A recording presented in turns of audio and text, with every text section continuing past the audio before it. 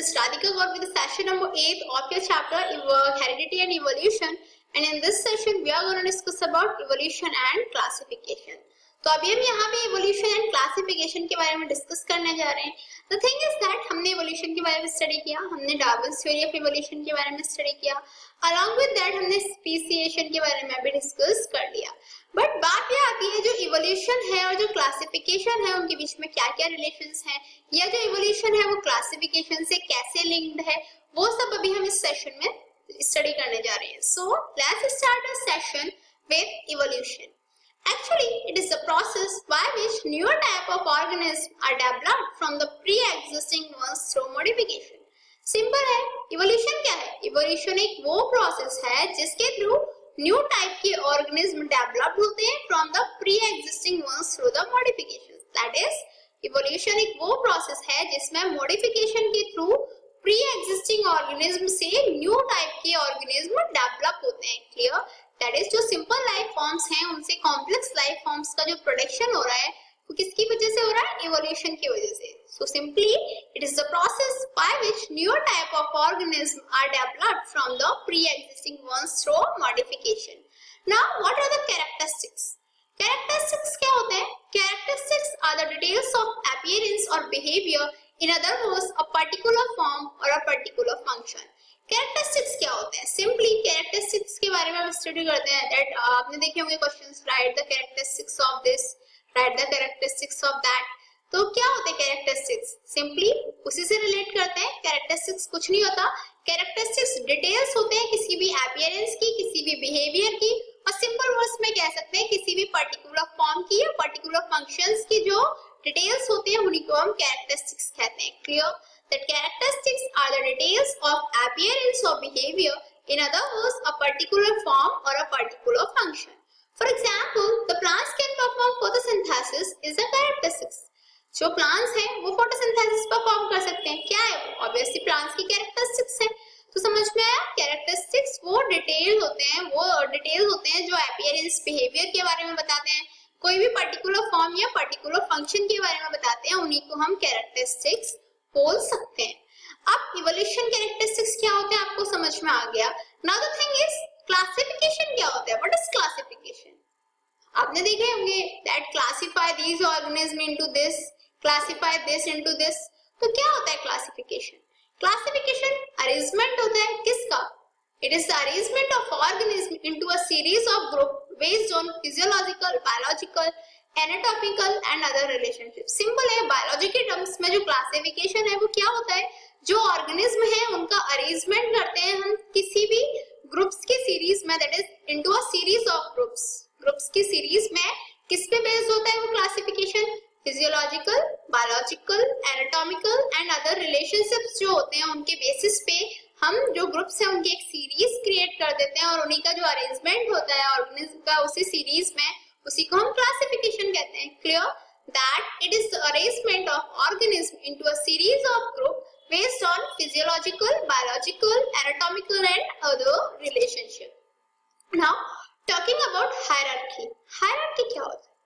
It is a type of social organization in which individuals are ranked according to their status or dominance related to the members of their groups. Hierarchy के बारे में आपने 9th standard में काफी detail में study किया हुआ है. But here also I am telling you about hierarchy.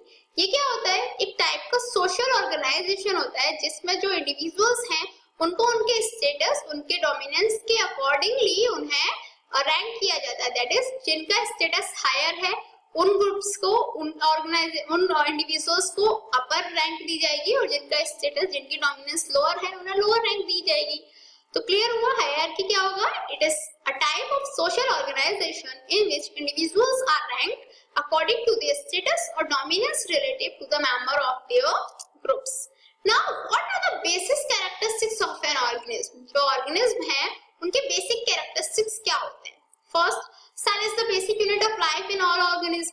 यानी कैरेक्टरिस्टिक्स हम सबको पता है कि जो सेल है वो बेसिक यूनिट होती है लाइफ की. हर कोई भी ऑर्गेनिज्म है उसमें cell will be the basic unit of life in all organism. Clear? Cell क्या होती है? फंक्शनल और स्ट्रक्चरल यूनिट होती है और बेसिक यूनिट होती है किसी भी ऑर्गेनिज्म की लाइफ की.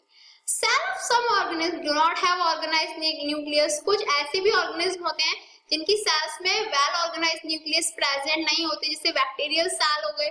While cells of some other organisms have a well defined nucleus. जबकि कुछ और different organisms ऐसे भी होते हैं जिनकी जो cells होती हैं उनमें well defined nucleus present होते हैं, जैसे ऑलमोस्ट जो ह्यूमन सेल्स हैं उनमें वेल डिफाइंड न्यूक्लियस प्रेजेंट होते हैं. क्लियर? तो ये दो बेसिक कैरेक्टर्स तो हमारी ये हो गई. Also among this organisms with nucleated cells, some are unicellular, other are multicellular. Simply जितने भी हमारे ऑर्गेनिज्म हैं जिनमें न्यूक्लिएटेड सेल्स प्रेजेंट हैं, उनमें कुछ तो ऐसे ऑर्गेनिज्म होते हैं जो यूनिसेल्युलर होते हैं, जबकि कुछ ऐसे ऑर्गेनिज्म होते हैं जो मल्टीसेल्युलर होते हैं. Clear? Among multicellular organisms, also some organisms can manufacture their own food, while others cannot. अब देखो सिंपल, कुछ ऑर्गेनिज्म ऐसे हुए जो यूनिसेल्युलर है, कुछ मल्टीसेल्युलर है. अब जो मल्टीसेल्युलर है उनमें भी कुछ ऐसे ऑर्गेनिज्म होते हैं जो अपने फूड को खुद प्रिपेयर कर पाते हैं, जबकि कुछ ऐसे भी ऑर्गेनिज्म अवेलेबल है जो अपने फूड को प्रिपेयर नहीं कर पाते. एग्जाम्पल के लिए जो प्लांट्स हैं वो ऑटोट्रोफिक होते हैं, वो अपना फूड खुद प्रिपेयर कर सकते हैं, जबकि जो ह्यूमंस हैं वो अपना फूड प्रिपेयर नहीं कर सकते, वो हेटेरोट्रोफिक होते हैं. क्लियर? तो ये जो क्लासिफिकेशन है, ये जो वेरिएशंस हैं, जो कैरेक्टरिस्टिक्स हैं, ये डिसाइड करते हैं कि जो ऑर्गेनिज्म है उसका वो कैसा होगा, उसमें इवोल्यूशंस कैसे आएंगे, उसकी स्पीशीज क्या रही है. Clear? So talking about that other differences between unicellular and multicellular organisms is that some multicellular organisms have skeleton inside the body while others have skeleton around the body.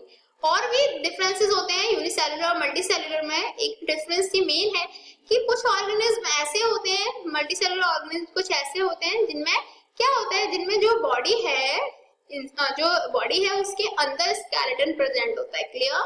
That they have skeleton inside the body while others have skeleton around the body. जबकि कुछ ऐसे होते हैं जिनकी जो skeleton है वो around the body present रहते हैं. अब बात आती है evolutionary relationship with classification. मैंने बताया था ना अभी हम डिस्कस करेंगे about evolution and classification. तो मैंने तभी बताया था कि हम ये डिस्कस करेंगे जो क्लासिफिकेशन है उससे में जो evolutionary relationship है वो कैसे होती है. Clear? So here discussing about evolutionary relationship with classification.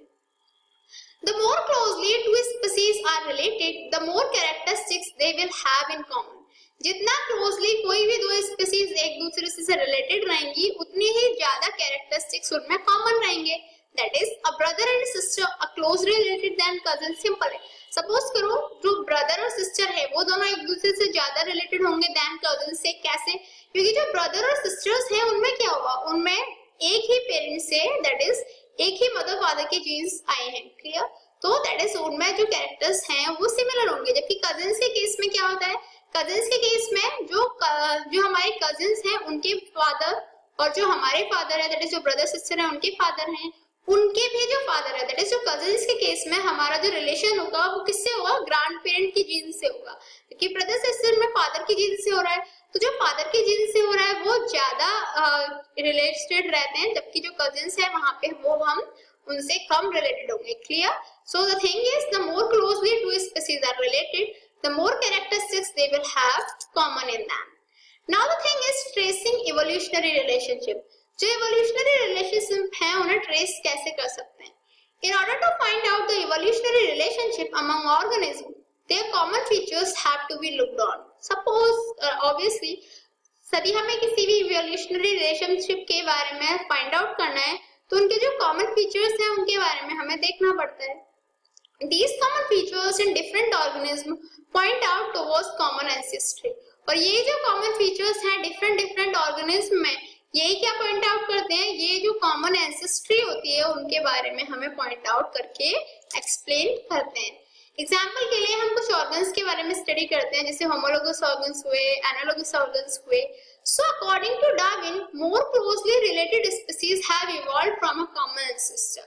Darwin के अकॉर्डिंग क्या था कि जो ज्यादा क्लोजली रिलेटेड स्पीशीज होंगी वो कहां से इवॉल्व होंगी, they have evolved from a common ancestor. वो कॉमन एंसेस्टर से इवॉल्व हुई होंगी.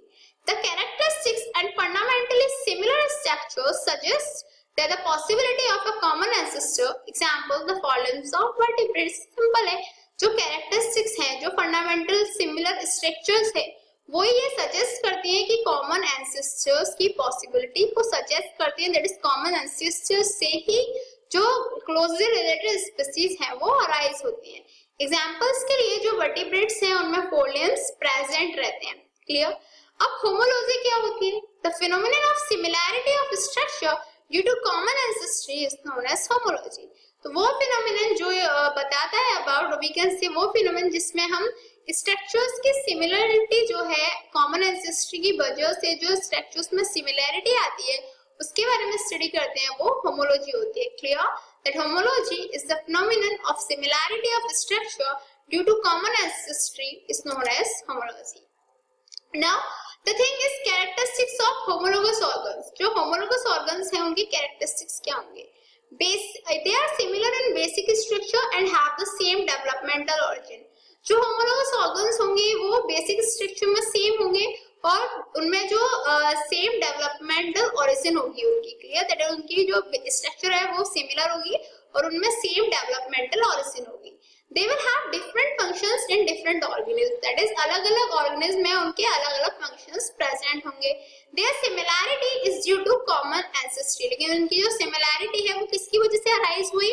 वो कॉमन एंसेस्ट्री की वजह से अराइज हुई। एग्जाम्पल के लिए द फॉर्लिम्स ऑफ वर्टिब्रेट्स, जो वर्टिब्रेट्स हैं उनके फॉर्लिम्स हुए जैसे lizard, man, frog, birds, they all have similar structure. That is उनके जो फॉर्लिम्स होते हैं वर्टिब्रेट्स के, lizards, man, frog and birds के जो वर्टिब्रेट फॉर्लिम्स हैं आई मीन उनमें सिमिलर स्ट्रक्चर होती है लेकिन वो डिफरेंट डिफरेंट फंक्शंस को परफॉर्म करते हैं। तो ये क्या हो गए? ये हो गए homologous organs. Clear? So talking about now analogous organs. Homologous के ऑर्गन्स के बारे में स्टडी किया हमने। अब बात आती है जो एनालोगस ऑर्गन्स होते हैं वो क्या रहते हैं। The organs which have different origin and basic structure but show similar appearance and perform similar functions too.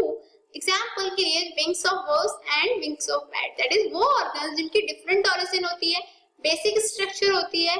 Clear? That is जिनकी डिफरेंट ओरिजिन और डिफरेंट बेसिक स्ट्रक्चर होती है लेकिन वो सिमिलर अपीयरेंस के होते हैं और सिमिलर फंक्शन परफॉर्म करते हैं, उन्हें हम क्या बोलते हैं? उन्हें एनालोगस ऑर्गन्स बोलते हैं। जैसे बर्ड्स के विंग्स हुए और बैट के विंग्स हुए, उनकी स्ट्रक्चर डिफरेंट रहती है, उनकी ओरिजिन भी डिफरेंट रहती है लेकिन वो अपीयरेंस में सिमिलर दिखती है और उनका फंक्शन क्या होता है? फ्लाई करने का फंक्शन दोनों का ही रहता है। तो वो किसके एग्जांपल हो गए? वो हो गए एनालोगस ऑर्गन्स के एग्जांपल। तो कैरेक्टरिस्टिक्स क्या हो गए एनालोगस ऑर्गन्स के? Analogous organs differ in basic structure. Basic structure में जो एनालोगस ऑर्गन्स हैं वो एक दूसरे से डिफरेंट रहेंगे।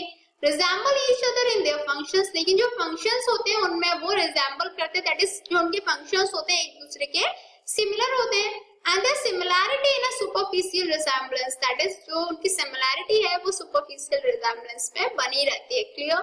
So now talking about the example of analogous organs, the wings of bat and birds are different in their structure and origin but have same function of flying. मैंने अभी आपको बताया था ना कि जो bats है, जो birds है, उनके जो wings रहते हैं, उनकी जो structures है उनमें different रहते हैं। origin जो है वो भी उनकी different है लेकिन उन दोनों का same function होता है, that is of flying. वो दोनों ही fly कर पाते हैं। तो ये क्या हो गए? ये analogous organs के example हो गए। Now talking about vestigial organs. तो vestigial organs क्या होते हैं? These are organs that have been reduced in size during evolution. वो organs जो evolution के टाइम पे क्या हुआ, वो अपने साइज में डिक्रीज होते गए, उन्हें vestigial organs बोलते हैं। Clear? These are organs that have been reduced in size during evolution.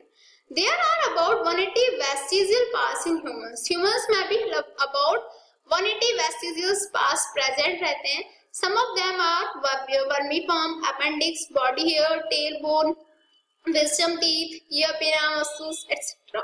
ये क्या है? ये कुछ ऐसे हमारे vestigial organs हैं जो evolution की वजह से disappear हो गए हैं। क्लियर? जैसे tailbone है, पहले tailbone present होती थी ऐसा बोलते हैं बट अभी humans में tailbone नहीं होती।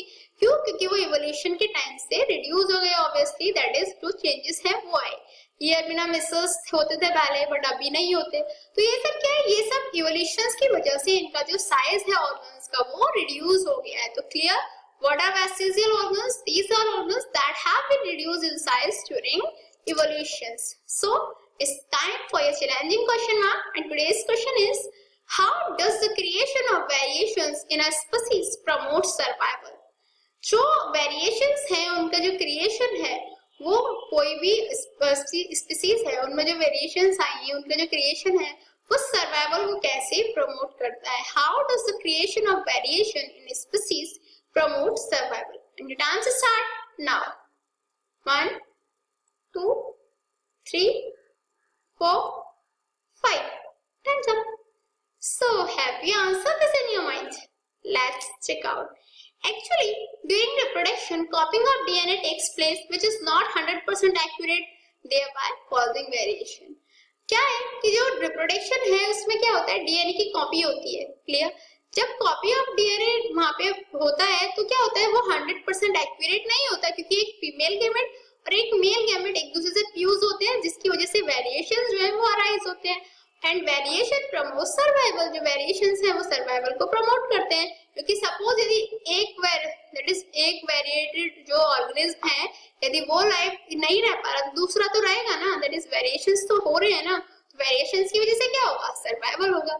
सो clear that during reproduction copying of DNA takes place which is not 100% accurate, thereby causing variation, and variation promotes survival. So what did we learn today? आज हमने क्या स्टडी किया?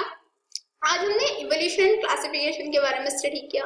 हमने स्टडी किया जो क्लासिफिकेशन है उसकी कैरेक्टरिस्टिक्स क्या होते हैं, जो ट्रेसिंग होती है इवोल्यूशनरी रिलेशनशिप की वो क्या होती है, और भी हमने काफी सारी चीजों के बारे में डिस्कस किया. अलॉन्ग विद दैट हमने homologous, analogous and vestigial organs के बारे में भी डिस्कस किया. In next session, we are going to discuss more about this chapter. Till then, good luck.